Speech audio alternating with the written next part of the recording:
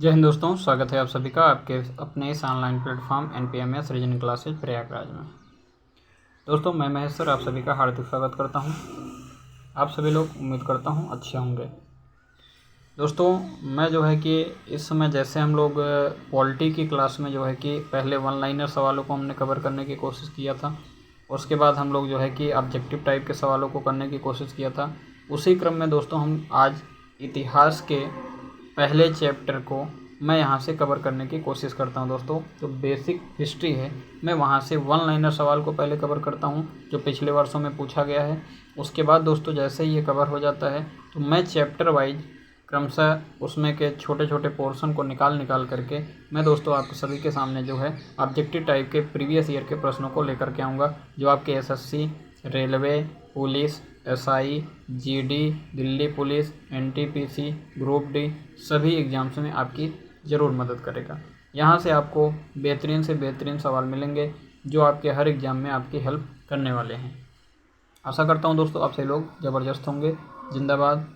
तो दोस्तों उम्मीद करता हूँ कि आप वीडियो को शेयर भी करते होंगे, दोस्तों सब्सक्राइब भी करते होंगे जो लोग नए होंगे, और एक कमेंट करना आप लोग ना भूलिएगा। तो आप सभी को मैं एक जानकारी यहाँ पर भी दे दूँ दोस्तों कि मेरे मोबाइल से सभी लोगों का नंबर दोस्तों डिलीट हो चुका है। तो कृपया जो लोग वीडियो को देखते जाएं वो लोग अगर हमसे जुड़ने की कोशिश करते हैं तो वो हमारे 80 52 59 63 और 45 इस मोबाइल नंबर पर हाय लिख करके अपना नाम लिख करके हमें व्हाट्सअप कर सकते हैं, क्योंकि मेरा व्हाट्सअप डिलीट होने की वजह से दोस्तों सभी लोगों का नंबर डिलीट हो गया, जिसकी वजह से मैं सभी को अपना जो है कि लिंक शेयर नहीं कर पाऊँगा दोस्तों। तो आशा करता हूँ आप सभी लोग हमारी बात को समझ चुके होंगे। दोस्तों उम्मीद करता हूँ आप सभी लोग मेरी बात को समझ गए होंगे। तो दोस्तों मैं बिना समय को ज़ाया करते हुए आप सभी को मैं इस सेशन की शुरुआत करता हूं, और आप सभी लोग ज़रूर हमसे जुड़ें दोस्तों। जो लोग नए हैं सब्सक्राइब ज़रूर करें दोस्तों। मैं आपको बेहतरीन से बेहतरीन सवालों को लाने की कोशिश करता रहूँगा, ये मेरा प्रयास आपके लिए हमेशा रहेगा।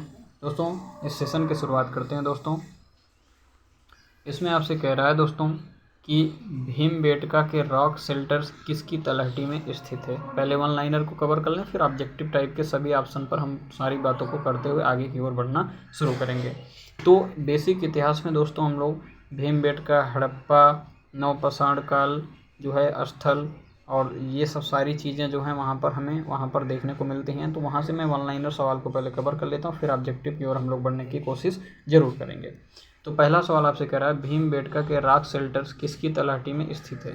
तो दोस्तों इसका करेक्ट आंसर होगा विंध्य रेंज की तलहटी में स्थित है। क्या भैया?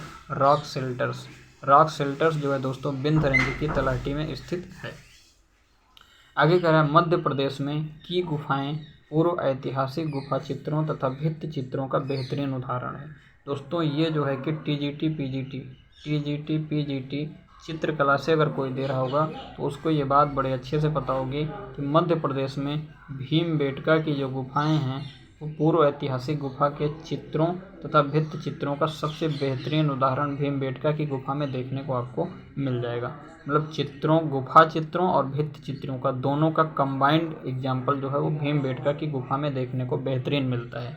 बाकी किसी गुफाओं में ऐसी सुविधा आपको देखने को नहीं मिलेगी। फिर आपसे अगला सवाल कह रहा है कि भीमबेटका किस लिए प्रसिद्ध है। भीमबेटका किस लिए प्रसिद्ध है दोस्तों?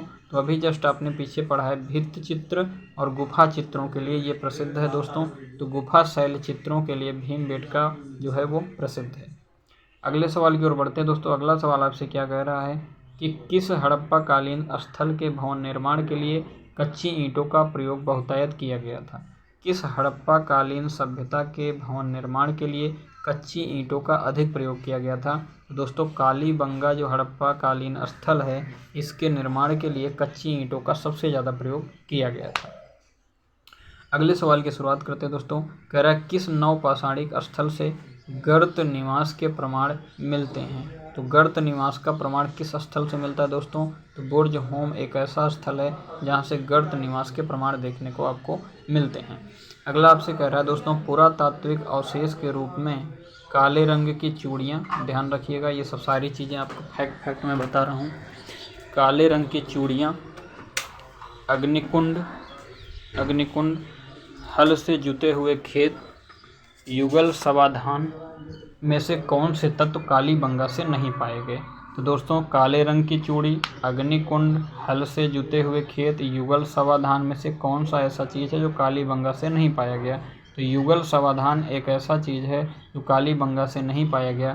बाकी काले रंग की चूड़ियाँ, अग्निकुंड, हल से जुते हुए खेत, ये सारी चीज़ें जो है कालीबंगा से पाई गई थी। ठीक है दोस्तों, बाकी डिटेल चर्चा हम लोग ऑब्जेक्टिव में करेंगे।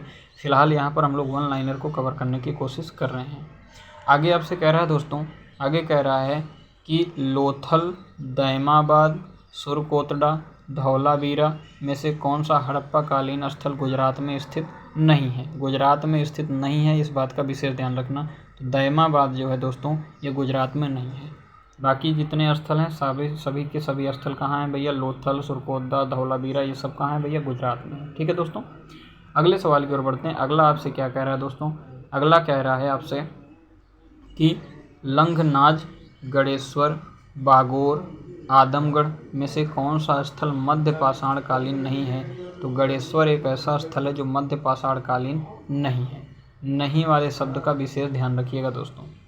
अगला आपसे सवाल कह रहा है सिंधु घाटी सभ्यता का कौन सा प्राचीन शहर अपने बंदरगाह के लिए प्रसिद्ध है? तो आपको बहुत अच्छे से पता है लोथल बंदरगाह है अपने आप में, और ये एक जो ऐसा शहर है जो अपने बंदरगाह के लिए ही ये अधिकतर रूप से जाना जाता है, जहाँ से जो है व्यापार की सुविधाएं अधिक देखने को आपको मिली थी। ठीक है, आगे कह रहा है लोथल नगर किस नदी के उपनदी के किनारे बसा हुआ है? तो दोस्तों गुजरात में है, तो भैया ये साबरमती नदी के किनारे उपनदी पर जो है ये बसा हुआ है। ठीक है दोस्तों, अगला क्या कह रहा है दोस्तों? हड़प्पाकालीन स्थलों में अभी तक किस धातु की प्राप्ति नहीं हुई? आपसे कह रहा है हड़प्पाकालीन स्थलों में अभी तक किस धातु की प्राप्ति नहीं हुई? दोस्तों सभी धातुएं मिली थी, लेकिन लोहा एक ऐसी धातु है जो हड़प्पाकालीन स्थलों से अभी तक प्राप्त नहीं हुई है। ठीक है दोस्तों, चलते हैं अगले सवाल की बात करते हैं। अगला सवाल आपसे क्या कह रहा है दोस्तों? अगला सवाल कह रहा है सिंधु घाटी सभ्यता का कौन सा एक स्थान रावी नदी के किनारे पर स्थित था? तो रावी नदी के किनारे सिंधु घाटी का कौन सा स्थान स्थित है भैया? तो हड़प्पा एक ऐसा स्थल है जो सिंधु घाटी सभ्यता का है और रावी नदी के किनारे पर जो है क्या हुआ है, ये बसा हुआ है। ठीक है दोस्तों, सिंधु घाटी सभ्यता की लिपि क्या थी अथवा क्या है? ये भैया सिंधु घाटी सभ्यता की लिपि जो है अभी तक ये पढ़ी ही नहीं जा चुकी है, पढ़ी ही नहीं गई कि किस लिपि में ये बात जो है सिंधु घाटी सभ्यता की हमें देखने को मिलती है। ठीक है दोस्तों, अगले सवाल की ओर बढ़ते हैं। लघु पाषाण क्या होते हैं दोस्तों? तो पत्थर के औजार को हम लोग लघु पाषाण कहते हैं। पाषाण का मतलब ही होता है दोस्तों क्या होता है? पाषाण का मतलब ही होता है दोस्त क्या होता है भैया? पत्थर होता है। लघु पाषाण उसमें जुड़ गया, लघु नाम का शब्द, तो ये पत्थर का क्या बन गया भैया? औजार बन गया। तो दोस्तों मैं एक छोटा सेशन यहाँ पर आपको जीएस के लिए लाऊंगा। जब तक वन लाइनर है तब तक छोटा वीडियो रहेगा, उसके बाद मैं जो है ऑब्जेक्टिव की बात करूँगा तो वीडियो थोड़ा सा बड़ा होगा। दोस्तों आप लोग ऐसे ही हमारा सपोर्ट करते रहिए दोस्तों। आप सभी लोगों को उम्मीद करता हूँ मेरी जानकारी आपको अच्छी लगती होगी दोस्तों।